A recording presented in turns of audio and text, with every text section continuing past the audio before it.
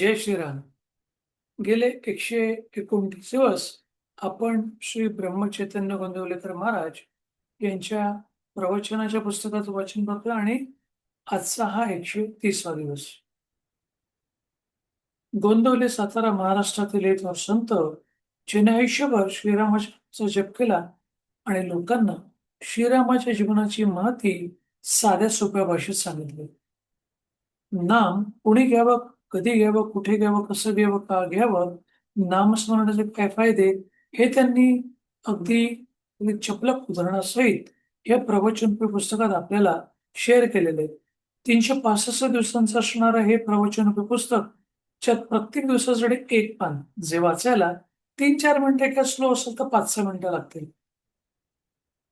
नाम घेण्यासाठी कोणत्या प्रकारच्या धर्माची, जातीची, पंथाची, वयाची, काळाची, वेळाची, लिंगाची म्हणजे स्त्री पुरुष, तुमच्या शैक्षणिक पात्रची, तुमच्या आर्थिक स्थितीची, तुम्ही सकाळ, दुपार, संध्याकाळ, रात्री चालताना, बोलताना, तुम्ही झोपेतून उठल्यावरती, तुम्ही प्रवास करत असताना, तुम्ही अंघोळ करत असताना कधीही नामस्मरण करू शकता. किती वेळ करू शकता म्हणजे 1 मिनिटं, 1 माळ, 1 तास, किती वेळ.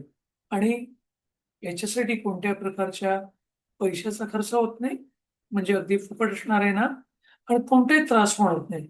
म्हणजे अशा प्रकारचं सगळ्यात सोपं साधन सगळ्यात संतांनी आपल्याला सांगितलेलं आहे.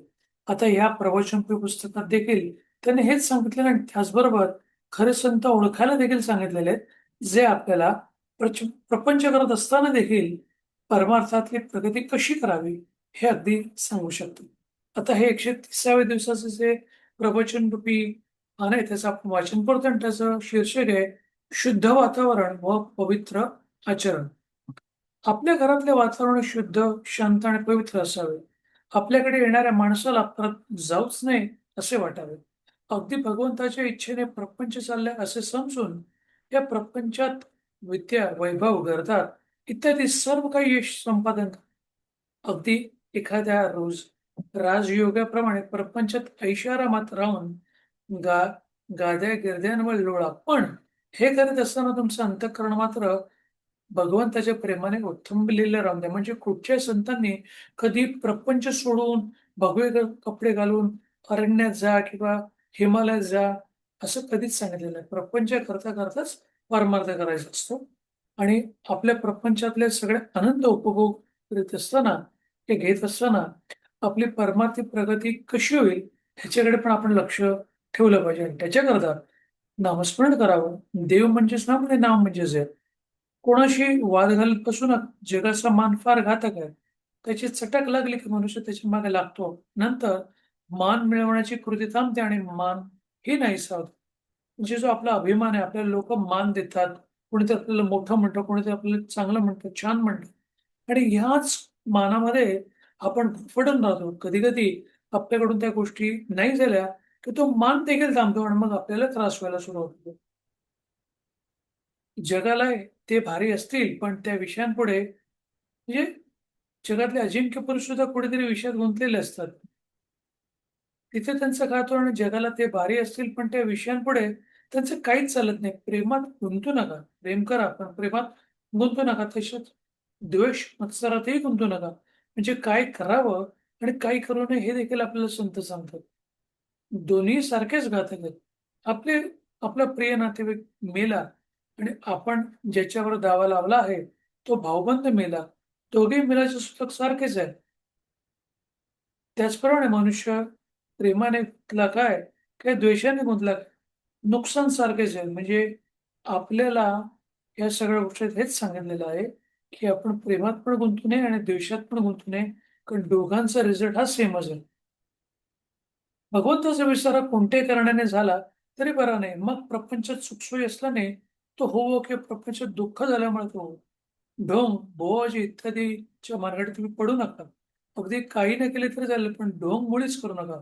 अशा भगव्या कपडे घातलेल्या, फसवणाऱ्या ढोंगी बाबांच्या नादी लागून तुम्ही स्वतःचं नुकसान करू नका. हेच सगळे संत सांगतात. चांगले संत की योग्य संत, योग्य माणूस मिळणं हे तेवढंच गरजेचं आहे. आणि सर्वांनी माझ्यावर कृपा करावी अशी अनुभवाने मी सांगतो, की बुवा होण्याच्या फंदात तुम्ही पडाल. ते आपण आपली प्रगती आली की लोकांना बुवा व्हावं असं वाटतं. पण लोकांना उगीचच ज्ञान शेअर करावंसं वाटतं. आपले कर्तव्य भगवंताच्या स्मरणात करून त्याचे अनुसंधान अखंड टिकू द्या. आमची अशी वृत्ती बनण्यासाठी संतांच्या संगतीची आपल्याला जरुरी आहे. आपण सर्वजण सत्संगतीत आहोत असे म्हणतो, मग आमची वृत्ती का न सुधारावी? तर संतांना ज्याची आवड आहे ते आम्ही धरले नाही, म्हणून आमची वृत्ती सुधारत नाही. फक्त संतांकडे जाऊन काय फायदा नाही.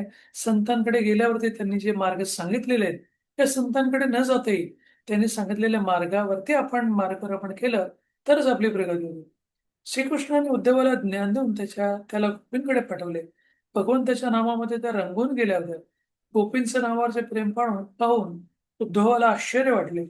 नामामध्ये त्याला भगवंत दिसत असे आणि ते पाहून उद्धवाने देवाला सांगितले, देवा तू मला ज्ञान दिलेस खरे, पण तुझ्या भक्तीचे प्रेम पाहून तेच श्रेष्ठ आहे, ते तू मला दे. म्हणजे भक्ती त्या ज्ञानापेक्षा श्रेष्ठ आहे. खरोखर त्या नामाचं महात्म्य देवाच्या वर्णापेक्षाही कठीण आहे. तुम्ही सर्वजण इथे आलात, इथून रामाजवळून काही मागून न्यायचेच असेल तर त्या नामाचे प्रेम तुम्ही सर्वांशी मागा. सर्वांनी नामस्मरण करा आणि आनंदात राम कृपा करेल हा भरोसा बाळगा. शेवटचं वाक्य, आपल्या जीवनात सहजता असावी. सहजते म्हणजेच समाधान आहे. म्हणजे शुद्ध वातावरण आणि पवित्र आचरण हे किती महत्वाचं असतं, हेच या 130व्या प्रवचनात आपल्याला सांगितलेलं आहे. आता आपण 11व्याला श्रीरामाच्या नावाचा जप करूया. श्रीराम श्रीराम श्रीराम श्रीराम श्रीराम श्रीराम श्रीराम श्रीराम श्रीराम श्रीराम श्रीराम श्रीराम.